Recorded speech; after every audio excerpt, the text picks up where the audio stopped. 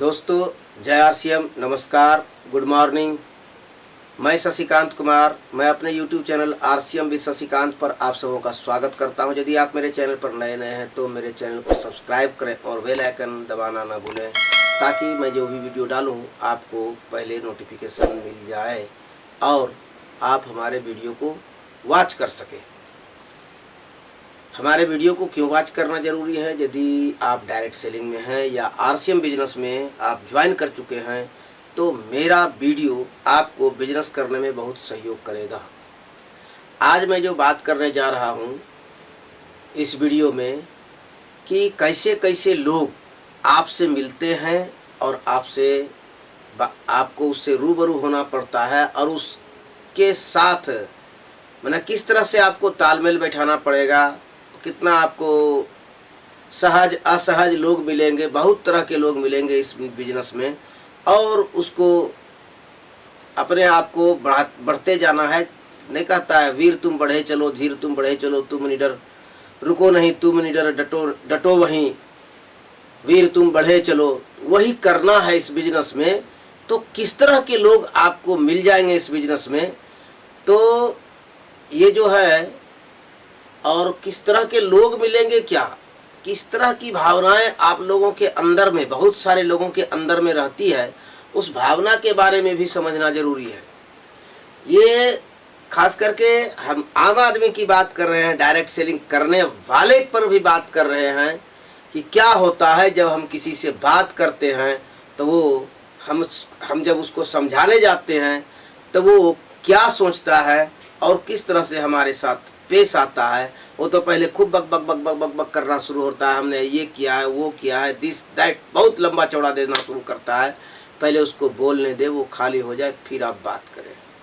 तो पहले तरह का आदमी ये होता है, उसके अंदर ईगो होता है। अच्छा, मैं शिक्षक हूँ और मुझे तू बताने आया है कि ऐसा साबुन लगा, ऐसा ये नमक खा, ये हल्दी ले, ये मिर्च ले, ये पाउडर ले। आप बताओगे, आप हमें समझाओगे कि मुझे क्या उपयोग करना चाहिए, नहीं करना चाहिए। मैं तो पढ़ लिख के शिक्षक बन गया, मैं तो पढ़ लिख करके प्रोफेसर बन गया, साला मैं तो साहब बन गया, मैं बहुत बड़ा आदमी हूँ यार, तू हमको समझाएगा। इसको क्या कहते हैं? Ego, egoist. बहुत सारे लोग आपको मिलेंगे और बहुत सारे आरसीएम करने वाले के अंदर भी ईगो होता है। अच्छा, तू मुझे ज्वाइन करा दिया ना, मैं थोड़ा ही कर लूँगा तुम्हारा आरसीएम। जो इस तरह की भावना रखते हैं तो वो तो नहीं करेंगे। जिसको हम बताने जाते हैं और उसके अंदर ये भावना आ गया, ईगो, तुम हमको बताओगे हम बिजनेस कैसे करें, ये तुम बता दोगे, तो फिर मामला बहुत फंस जाता है। लेकिन हमें हिम्मत नहीं हारना है, पहले उसको बोलने दें, बाद में हम अपनी बातों को उसके साथ रखें। जब वो बहुत सारी बातें कर लेते हैं, वो बहुत सारी बातें को कह देते हैं और हम उनको पहले बोलने देते हैं, सुनते हैं, फिर बाद में कहते हैं ऐसा है कि हम इस कंपनी में हैं, बाज़ार में तो डुप्लीकेट सामान मिल सकता है। आपने कई एक बार पेपर में पढ़ा कि फलाने जगह जो है मोबिल को रिफाइन करके तेल बनाया जा रहा था। कहाँ? आसनसोल, बंगाल में पड़ता है। पढ़ा था हम लोगों ने, खबर में आया हुआ था ये सारी बातें, इसलिए मैं इस वीडियो में उसका जिक्र कर रहा हूँ। मैंने यह भी जाना था कि बिहार के लखीसराय में सिंथेटिक मावा पकड़ा गया था, ट्रक का ट्रक।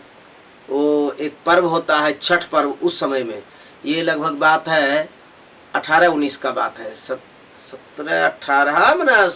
17 से 18 या 19 के आसपास, ये 2-3 साल का कहानी है कि वहाँ सिंथेटिक मावा पकड़ा गया था छठ पर्व के समय में, और 1-2 नहीं, 6-6, 7-7 ट्रक पकड़े गए थे। तो बाजार में डुप्लीकेट सामान मिलते हैं सर। आपको बाजार में इसलिए डुप्लीकेट सामान मिलते हैं कि टैक्स पेडेड बिल पर नहीं मिलता है। आप जो सामान खरीदते हैं, क्या उसका टैक्स पेडेड बिल आपके पास आपको देती है कंपनी के वेबसाइट पर बिल काटती है? तो वो बोलता है नहीं।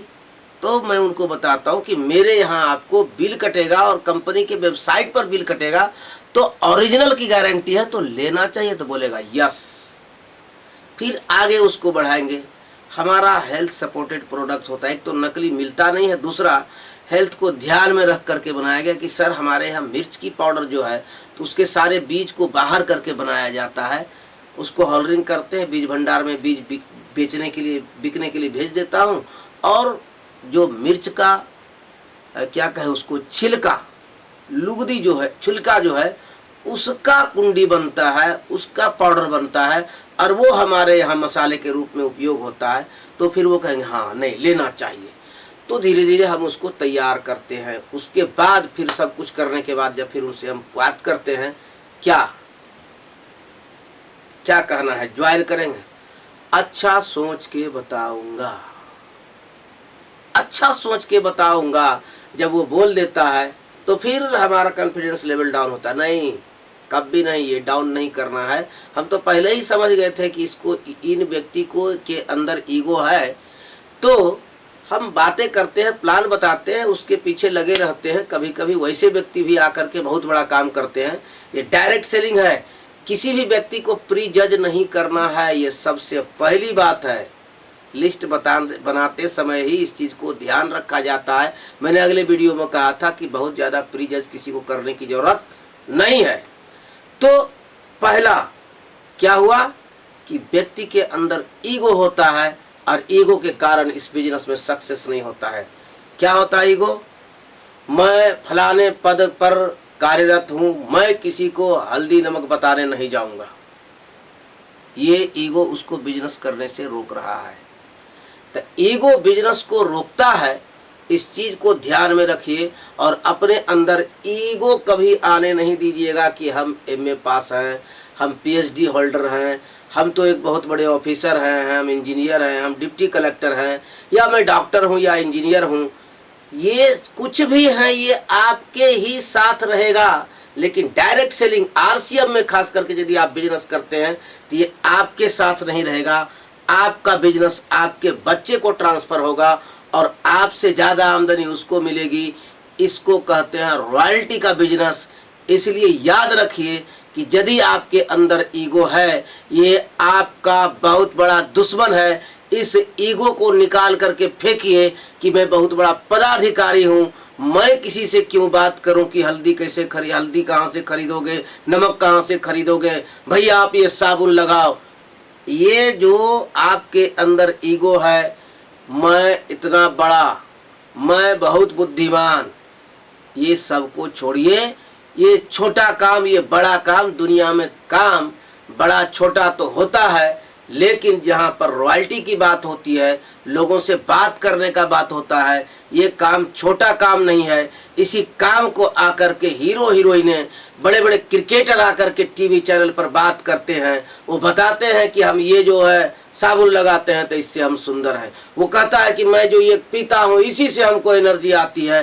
तो वो कंपनी उसको करोड़ों रुपया देती है। सोच करके देखिए, कोई डिप्टी कलेक्टर है या कोई कुछ भी है, सामान्यतः किसी पद पर कार्यरत है, तो क्या हीरो हीरोइन या खिलाड़ी के इतना पैसा आपको दे रहा है कोई कंपनी? क्या नहीं दे रहा है। लेकिन यदि आप आरसीएम में इसी प्रोडक्ट के बारे में बात करते हैं, यानी वो हीरो हीरोइन टीवी पर आकर के प्रमोट करता है, आप डायरेक्ट फेस टू फेस घर जा करके उसको घर पे बुला करके आप अपने प्रोडक्ट को प्रमोट करते हैं, तो आने वाली पीढ़ियां मजे मारेगी। ये किसी हीरो हीरोइन के बच्चे या किसी क्रिकेटर के बच्चे जो है ना, वो जो क्रिकेटर आज किसी प्रोडक्ट का प्रचार कर रहा है तो उससे उसको कोई रॉयल्टी नहीं मिलने वाला है। 1 साल का अनुबंध होता है, 2 साल का अनुबंध हुआ, जब तक आपका चलती है, आपका सितारा बुलंदी पर है, आपको कंपनी पूछते रहती है, आप प्रचार करते रहते हैं, आपका सितारा गया। आप यदि क्रिकेटर थे और अब आप टीम से आउट हो गए, आप रिटायर ले लिए, तो आपका उधर से भी रिटायरमेंट हो जाता है, कंपनी भी आपको पूछना बंद कर देती है। यही हकीकत है। क्या आप देख रहे हैं, क्या अभी के डेट में कपिल देव जो 1983 वर्ल्ड कप का विजेता कैप्टन, अपने दम पर वर्ल्ड कप दिया, क्या आज उनको कंपनी बुलाती है कि हमारे प्रोडक्ट का प्रचार कीजिए? नहीं बुलाती है। देखे होंगे कहीं, शायद कहीं पर एक प्रचार यदि आ जाए तो आ जाए, लेकिन मेरे ख्याल में तो अभी कोई नया प्रचार वो करते नहीं हैं। क्यों नहीं करते हैं? क्योंकि रिटायर्ड हो चुके हैं और अब वो क्रिकेट नहीं खेलते हैं। भले टीवी पर बैठ करके क्रिकेट का चर्चा करते हो, खेल हो तो खेल की समीक्षक के रूप में समीक्षा करने के लिए समीक्षक के रूप में बैठते हो, लेकिन अब कंपनियां उसको प्रचार के लिए नहीं बुलाती, उसको करोड़ों नहीं देती है। लेकिन आप जब डायरेक्ट सेलिंग में अपने प्रोडक्ट का प्रचार करते हैं और जब हम अपने नीचे एसोसिएट बायर्स की फौज खड़ा कर देते हैं, तो वो फौज का जो हम जिसको एसोसिएट बायर बनाते हैं वो इस दुनिया में नहीं रहता है, हम इस दुनिया में नहीं रहते हैं, लेकिन हमारे बच्चे को, उसके बच्चे प्रोडक्ट को यूज करते हैं और मेरे बच्चे को पैसे आते हैं। इसको कहते हैं रॉयल्टी। इतना बड़ा काम है ये, इसलिए घमंड मत पालें। ये आपका सबसे बड़ा दुश्मन है, घमंड। दूसरा बड़ा दुश्मन क्या है? शर्म। ओ, मैं इस पद पर हूँ या मैं इतना पढ़ा लिखा हूँ और लोगों के बीच आरसीएम लेकर के जाऊंगा तो कहेगा कि शायद इसे नौकरी नहीं मिली, इसीलिए आया है ये प्रोडक्ट का प्रचार करने के लिए, इसीलिए ये किसी कंपनी से जुड़ गया है, इसीलिए ये हमको बताने आया। अरे तुम्हें नौकरी नहीं मिली, या किसी को नौकरी लग चुका है तो वो समझता है कि मैं शिक्षक, साला मैं तो साहब बन गया और अब लोगों को कहूंगा कि हल्दी धनिया नमक मिर्च ले, कपड़े ले, कोट का पैंट ले, जींस ले, जूता मोजा ले, टाई खरीद। नहीं बोलूंगा तो नहीं बोलेंगे ना सर, तो शिक्षक हैं, रिटायर तो एक दिन करेंगे ही, तो घर में बैठे रहेंगे। लेकिन यदि बोलेंगे आरसीएम में तो आपके घर रॉयल्टी आएगी और आपके पोता, आपका पर पोता जीवित रहा, आप जीवित रहे, अपने पर पोता को देखे तो उसका लाइफ स्टाइल जो होगा वो आपकी वजह से होगा। एक दिन वो अपने दोस्तों को बोलेगा, वो देखो मेरे आरसीएम वाले दादाजी, वो देखो मेरे आरसीएम वाले दादाजी आ रहे हैं, उन्हीं के कारण तो हम लोग आज इतने अच्छी स्थिति में हूं। इसको रॉयल्टी कहते हैं। ये रॉयल्टी लेने में आपका जो दुश्मन है वो शर्म है। पहला घमंड, ईगो।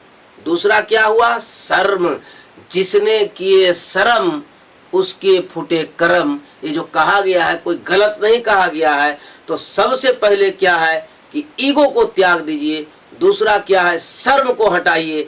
शर्म के मारे आप बैठे रहेंगे कि मैं तो फलाने डिपार्टमेंट का पदाधिकारी, मैं किसी को क्यों कहने जाऊं, ये सब काम बहुत छोटा है। छोटा नहीं है, बहुत बड़ा है। यदि आप किसी पदाधिकारी, आप किसी ऑफिस के बहुत बड़े पद पर बैठे हुए हैं तो आप हमको दिखा दीजिए कि कोई कंपनी आपको बुलाती है कि मेरे प्रोडक्ट का प्रचार कर दे, आपके प्रचार को टीवी पर दिखाऊंगा। ऐसा है क्या? नहीं होने वाला है।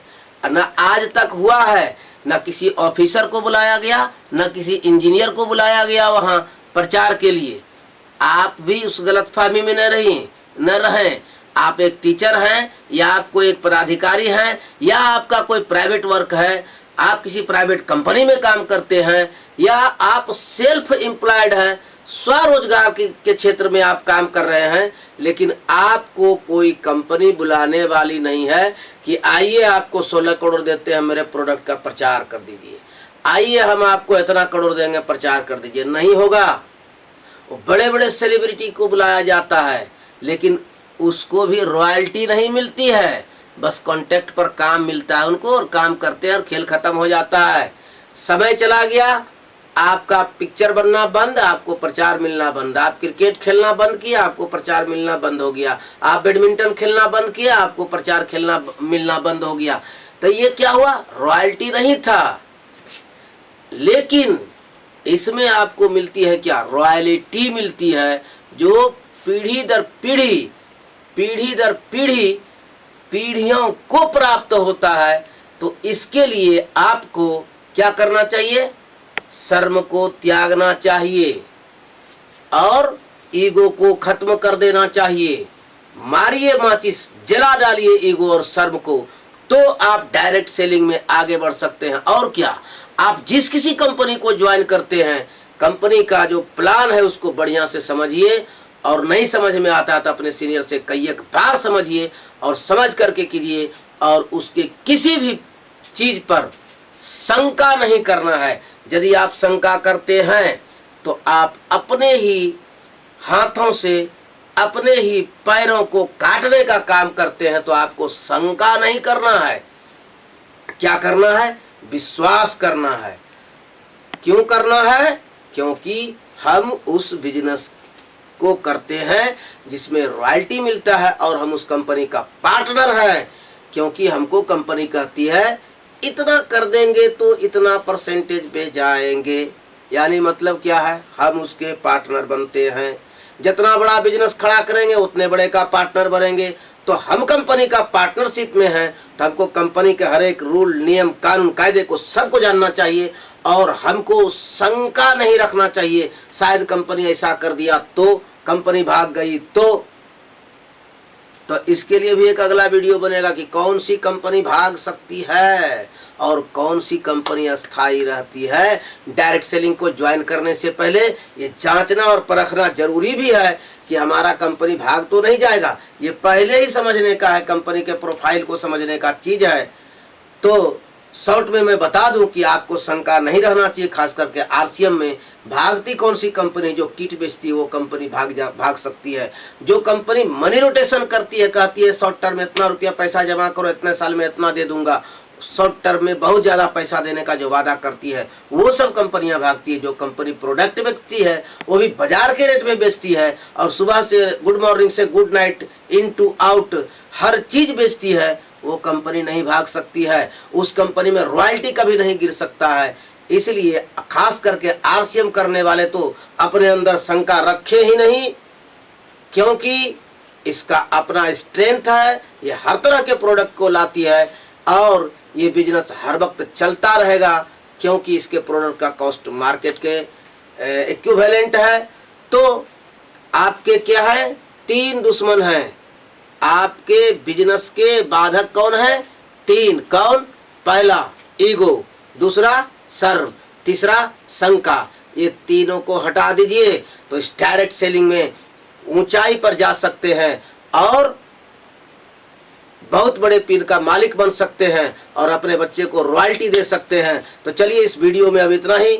अगले मिलेंगे फिर किसी वीडियो में, फिर किसी मोटिवेशन की बात करूंगा, फिर किसी तरह का अन्य सारे बात करूंगा। डायरेक्ट सेलिंग के बारे में, डायरेक्ट सेलिंग के इतिहास के बारे में बात करूंगा, या डायरेक्ट सेलिंग में कैसे सक्सेस हो सकते हैं, किस किस स्टेप से आप काम करें जिसमें कि डायरेक्ट सेलिंग में आप सक्सेस हो सकें।